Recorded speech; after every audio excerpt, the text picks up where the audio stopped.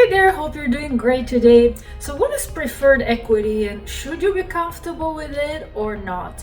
We'll answer this very question in today's quick video. But before we begin, just a reminder that our videos are for educational and entertainment purposes only and do not constitute tax, legal, or investment advice.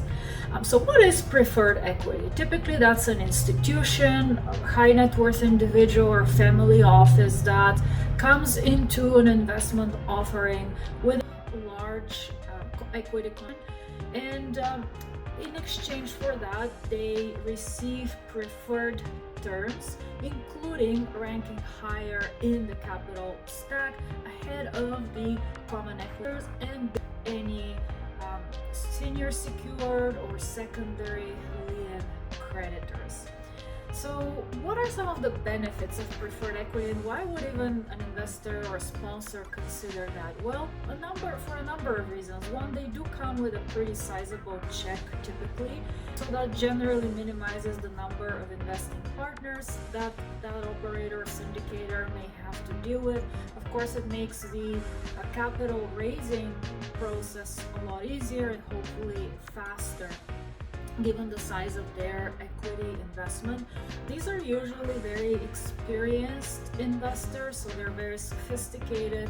So they bring not only the check, but also potentially additional expertise as well as liquidity in the event it's needed down the road.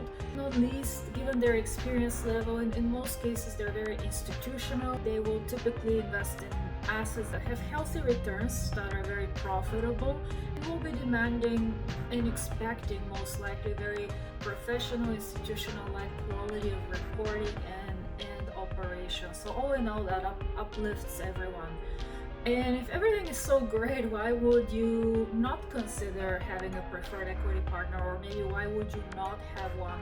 Well, because they do come with a large check, there's no free lunch, as our economist friends will say, and those checks come with strings attached, which makes sense, right? If they're investing a lot of money, they want to ensure their investment is protected. So in exchange, they may request certain voting rights, control rights, so there may be certain triggers that effectively open up these control and voting rights, and those may not necessarily be in the best interest of the passive investors or the common equity stockholders. In addition, they will probably, most likely, given the size of the check they write, be very heavily engaged in the process, including the upfront due diligence. So if they come across anything that doesn't fit their individual criteria, they may decide to back out last minute, leaving the sponsor with a pretty large equity gap to fill. And if they're able to close the deal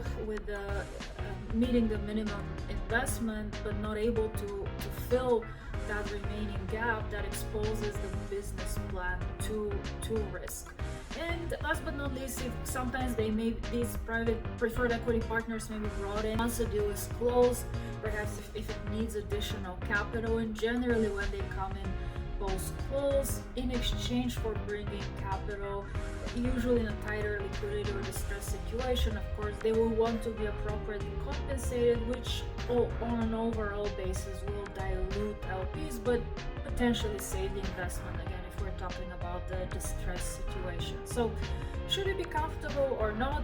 The answer is really depends. It's important to understand who that preferred equity partner is, what their track record and values are. Do they align with yours? What are the terms of the agreement? Do you feel comfortable with the various triggers?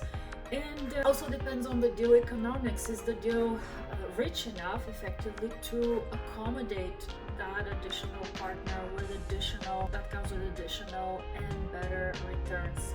So it's important to recognize that when you have those types of deals with preferred equity partners, you now have three key decision makers: the sponsor / operator, the lender, who typically brings the most amount of money to a deal by virtue of financing, and now the preferred equity partner. So three cooks in the kitchen, and you want to make sure you feel comfortable with that and how decisions will be made and reached, particularly if you're coming in as a passive investor.